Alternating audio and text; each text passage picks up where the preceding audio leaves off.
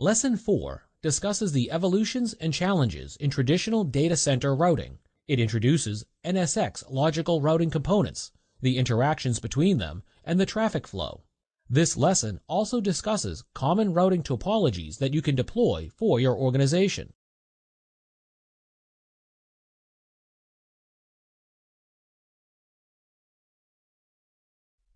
This lesson covers the following topics: evolution of data center routing, east-west and north-south traffic flows, challenges in traditional routing infrastructure, VMware NSX routing components, VMware NSX routing at a glance, distributed logical router or DLR optimized for east-west traffic, DLR control plane and data plane, DLR Logical Interface, east-west traffic flow, Edge Services Gateway or ESG, static and dynamic routing, north-south traffic flow, routing component interactions, VMware NSX common routing deployment topologies.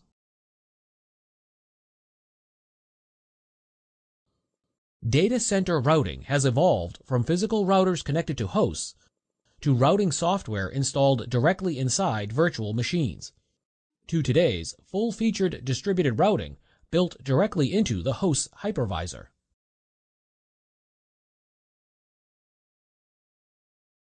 The traffic pattern between servers in a data center is considered to be east-west, whereas a typical client-server traffic pattern is considered north-south. A legacy data center was designed to accommodate the north-south data pattern since clients simply request data from a single server. However, in more recent data center architectures that follow the scale-out approach, clients' requests cannot be served by a single server. Lots of back-end operations result in server-to-server traffic, known as the east-west traffic. The east-west and north-south traffic patterns in a data center are so different that vendors are forced to move away from the traditional access aggregation core network design.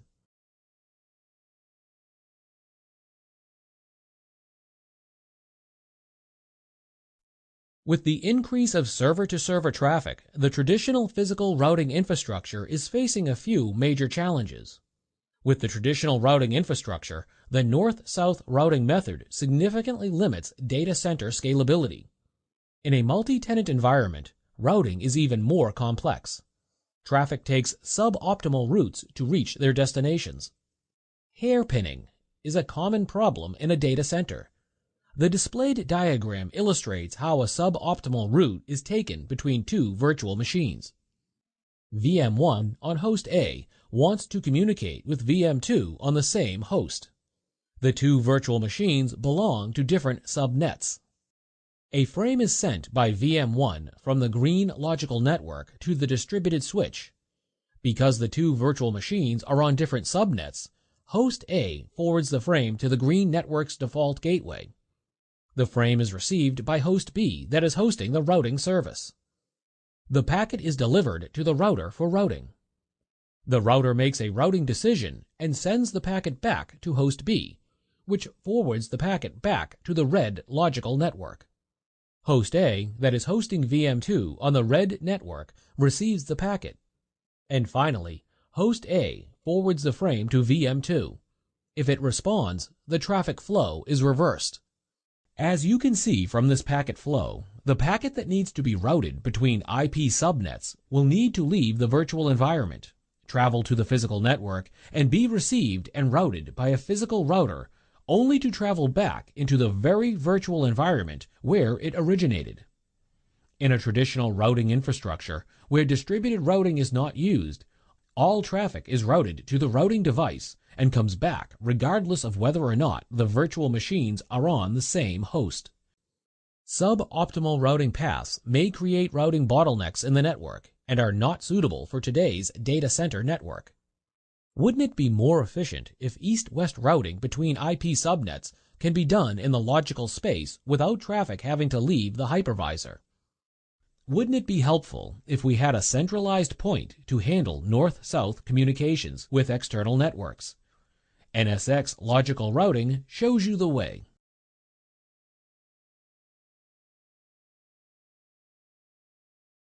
VMware NSX Logical Routing allows for communication between virtual workloads belonging to separate IP subnets.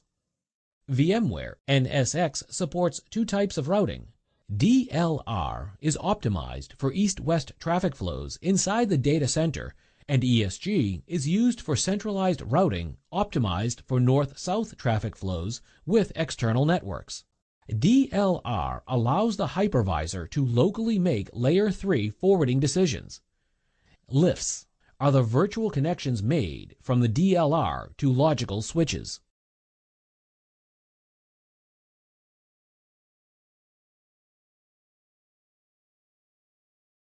Let's take a look at the big picture of enterprise routing.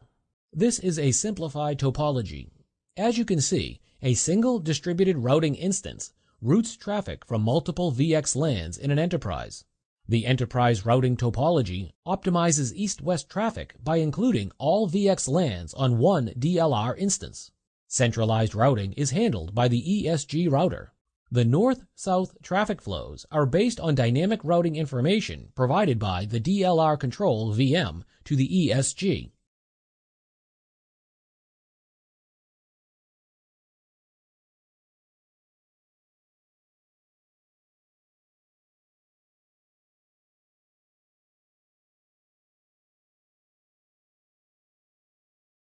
In a logical view, the DLR connects directly to logical switches, that is, Layer 2 VXLAN networks. Virtual machines connect to logical switches. DLR provides one Layer 3 interface to each VXLAN network, serving as the default gateway. Virtual machines' traffic going to different networks are routed by the local DLR. DLR supports static routes and dynamic routing protocols, including Open Shortest Path First, or OSPF, and Border Gateway Protocol, or BGP. Now, let's have a physical view of this implementation. VM1 and VM3 reside on the same physical host, but are connected to different VXLAN networks. The DLR allows the two virtual machines to communicate directly without traffic having to leave the host. The DLR allows the hypervisor to make Layer 3 routing decisions locally on the host. Virtual machines communication is at line rate because DLR provides routing within the hypervisor, thereby improving the performance and reducing bandwidth consumption on the physical network. This is the main reason why DLR is optimized for east-west traffic.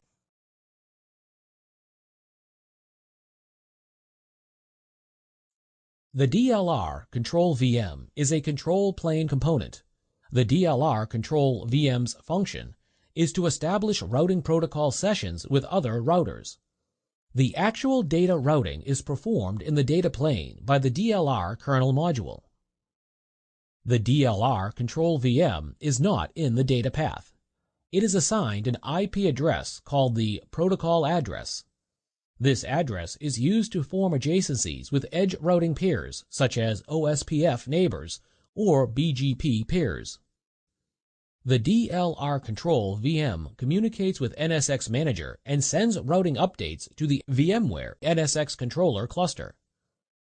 There is a firewall installed on the DLR Control VM.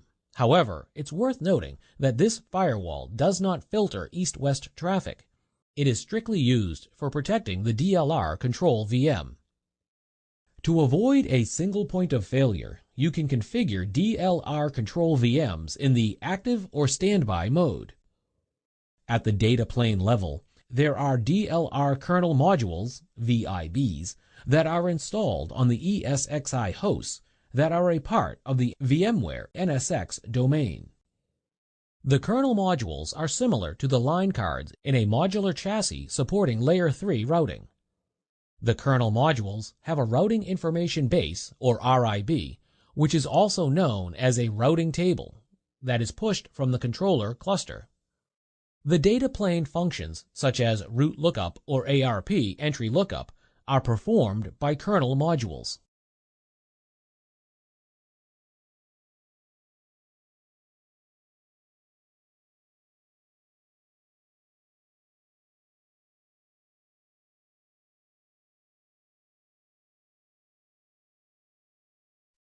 Let's take a closer look at the DLR's data plane. The kernel modules are equipped with logical interfaces called LIFs. The LIF concept is similar to interfaces on a physical router. An LIF connects to a logical switch and has a unique IP address. In other words, the LIF is the default gateway for the network segment to which it is connected.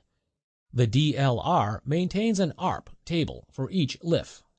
Take a look at this diagram. The DLR is instantiated across 4 hosts, which are part of the same transport zone.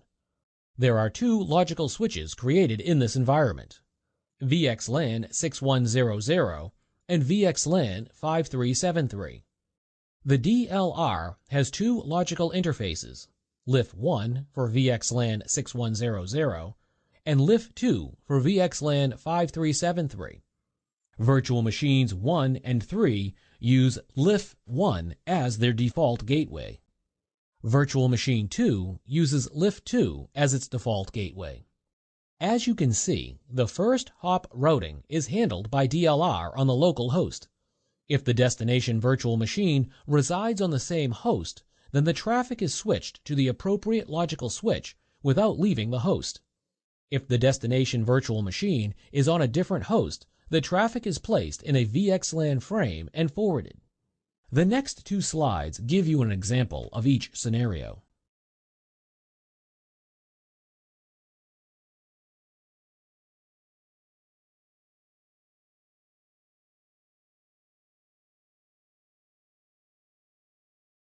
On the left side of this diagram, there are 2 virtual machines on host 1, VM1 and VM2. These 2 VMs belong to different subnets. Assume VM1 wants to send a frame to VM2. Since VM2 is on another subnet, VM1 sends the frame to its default gateway. The default gateway is the DLR.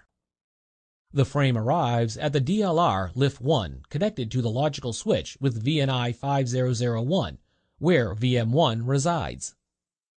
The DLR performs routing and sends the packet to LIF2, which is connected to the logical switch with VNI 5002. VNI 5002 is where VM2 resides. Finally, the frame reaches VM2.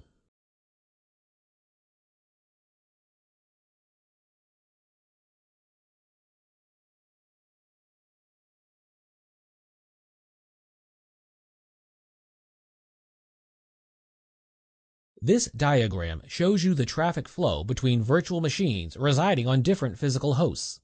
VM1 on host 1 belongs to one subnet.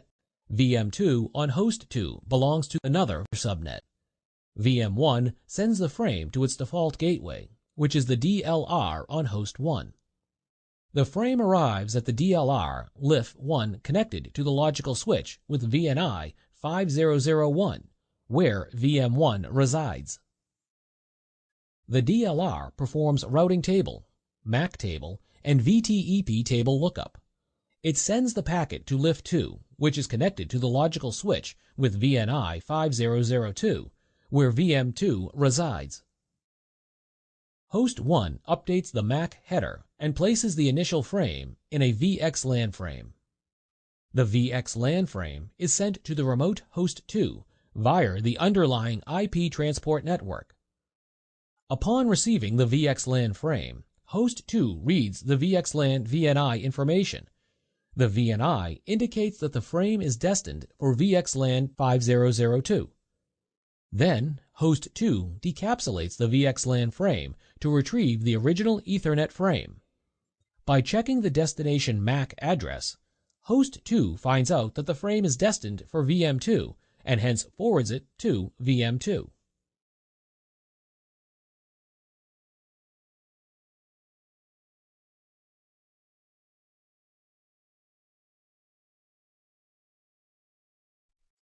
The NSX Edge Services Gateway is a multi-function, multi-use virtual machine appliance for network virtualization. ESG gives you access to all logical services provided by NSX Edge, such as firewall, centralized routing, NAT, DHCP, VPN, load balancing, and so on. You can install multiple ESG virtual appliances in a data center. The NSX Edge provides centralized on-ramp or off-ramp routing between the logical networks deployed in the NSX domain and the external physical network infrastructure. The NSX Edge supports static routing and dynamic routing protocols, such as OSPF and BGP, and supports route redistribution. The routing capability supports two models. The first one is active standby, in which all services are available. The second mode is the ECMP mode, which provides high bandwidth, up to 8 Edge VM, supporting up to 80 gigabits traffic per DLR, and faster convergence. Network address translation, or NAT, can be performed for traffic flowing through the edge. Both source and destination NAT are supported. The NAT also is an integral part of the load balancer functionality. The NSX Edge supports stateful firewalling capabilities, complementing the distributed firewall or DFW enabled in the kernel of the ESXi hosts.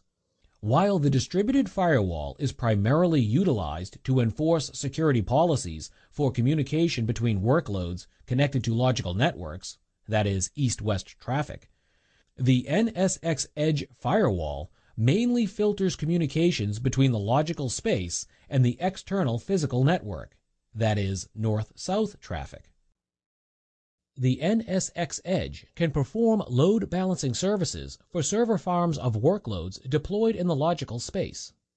The load balancing functionalities natively supported in the Edge cover most of the typical requirements found in real-life deployments.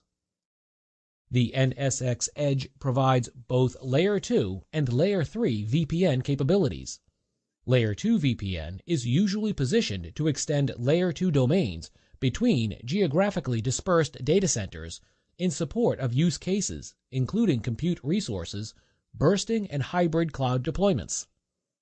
Common use cases for Layer 3 VPNs include IPsec site-to-site connectivity and SSL VPN connectivity for access to private networks behind the NSX Edge.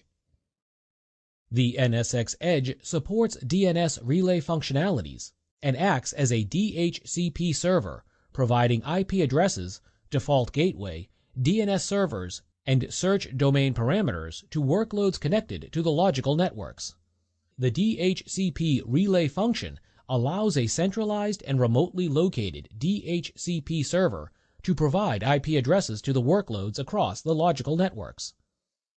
Details of some of these services supported by ESG will be discussed in the next lesson.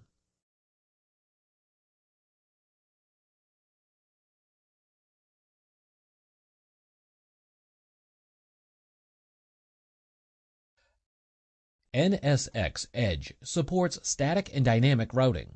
Dynamic routing provides the necessary routing information between Layer 2 broadcast domains, thereby allowing you to limit the sizes of Layer 2 broadcast domains and improve network efficiency and scale. VMware NSX provides north-south routing, thereby enabling tenants to access public networks. Dynamic routing protocols supported by Edge Services Gateway include OSPF, BGP, and ISIS, or intermediate system to intermediate system. Click each routing protocol to learn more.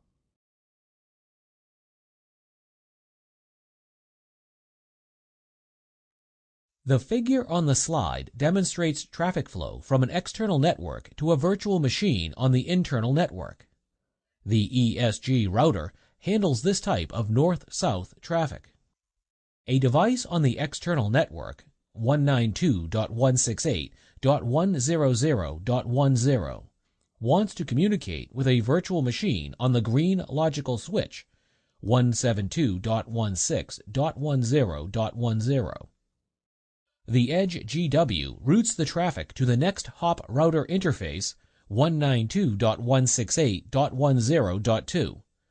The packets are forwarded to the Transit Network Logical Interface configured on the logical router.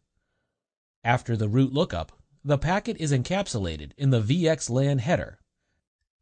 The encapsulated packet is sent to the VTEP on host 1, where the destination virtual machine 172.16.10.10 resides.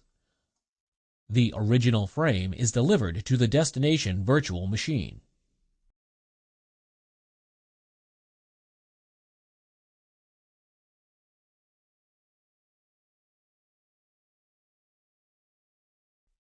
Let's take a look at an example where internal traffic is routed outside the corporate network.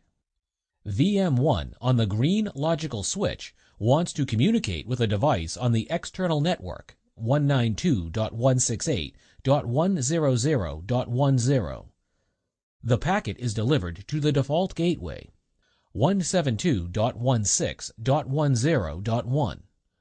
The routing decision is performed. The packet needs to be sent to the next hop router 192.168.10.1. The VXLAN encapsulation header is added to the original Ethernet frame and sent across the VXLAN transport network destined for the next hop 192.168.10.1. The Edge gateway sends the packet out on the external network to the destination 192.168.100.10. As you can see, the ESG router handles this type of north-south traffic.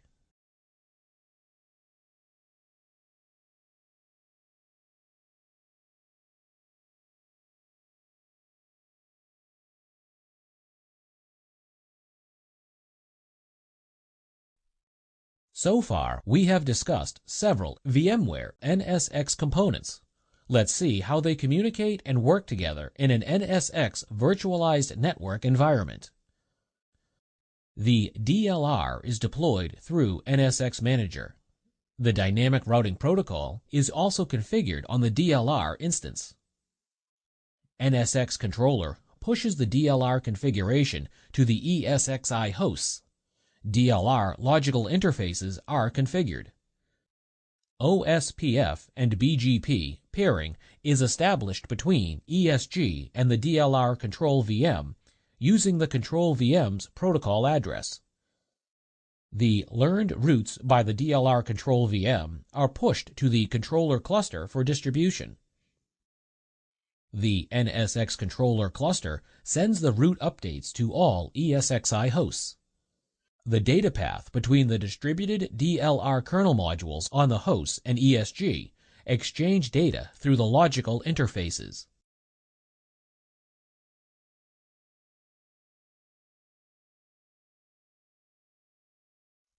There are many ways to design your routing infrastructure using NSX, DLR, and Edge functional components. In this topology map, you see the routing components including the DLR control VM, the ESG, and the physical routers. The DLR control VM pairs with an ESG on a VXLAN transit link, while the ESG uses its uplink interface to connect and pair with the physical routers. The main upsides of this approach are the use of VXLAN between the DLR and the ESG eliminates dependency on the physical network for connectivity between the compute hosts and the ESG. The establishment of route pairing between the logical space and the physical network can be done in the initial configuration and provisioning phase. Deployment of additional DLRs in the logical space will not require further modification to the physical network, nor would it change the number of routing adjacencies established with the physical routers. This exemplifies the decoupling between logical and physical networks promised by VMware NSX. It is clear that all north-south traffic is required to transit through the NSX edge. A drawback of this topology is that a single ESG may represent a constraint in terms of bandwidth.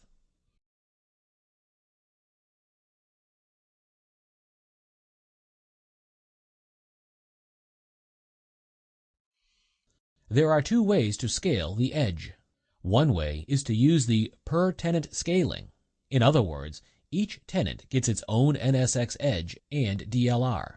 Alternatively, as shown in the diagram, you can increase the bandwidth by adding more ESGs. Up to 8 ESGs are supported. With each new ESG, you get an additional 10 gigabit per second throughput. This equal cost multiple path based scaling can reach a maximum of 80 gigabit per second throughput. There are ways to scale the DLR as well. On a DLR, you can configure more logical interfaces to support more logical networks.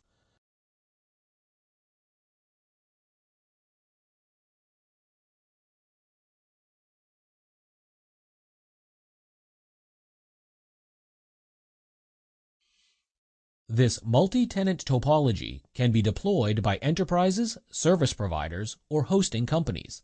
For each tenant, multiple DLRs are configured. Traffic from all tenants is routed through a single ESG.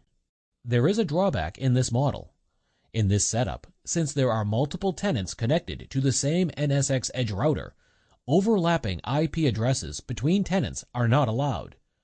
If true isolation of tenant routing and overlapping IP addresses is required, dedicated edge in HA mode is the right approach.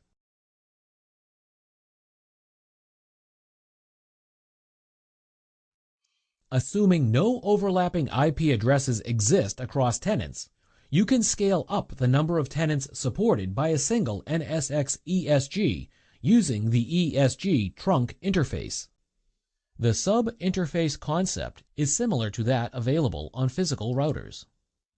Routing pairing established on each trunk sub-interface allows the different DLR control VM instances to pair with a single ESG VNIC.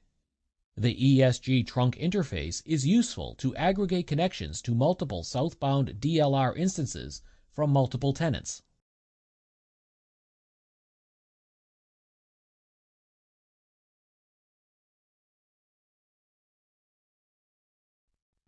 The Edge HA deployment is a high-scale multi-tenancy model. As you can see, multiple tiers of ESGs are interconnected via a VXLAN transit uplink. The two-tier ESGs allow the scaling with administrative control. The top-tier ESGs act as a provider edge managed by the cloud or central administration. The second-tier ESGs are provisioned and managed by tenants. Both provider and tenant ESGs can scale up for large environment routing. This design is useful to scale up the number of tenants and support overlapping IP addresses between tenants connected to different top-tier NSX edges.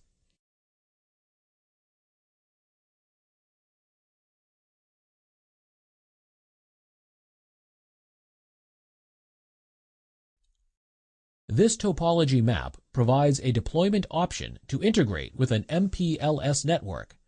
Since NSX Edge currently is not VRF aware, its routing table does not allow the logical isolation of tenants. You may create a dedicated tenant edge for each tenant. Each dedicated tenant edge can connect to a separate VRF in the upstream physical router.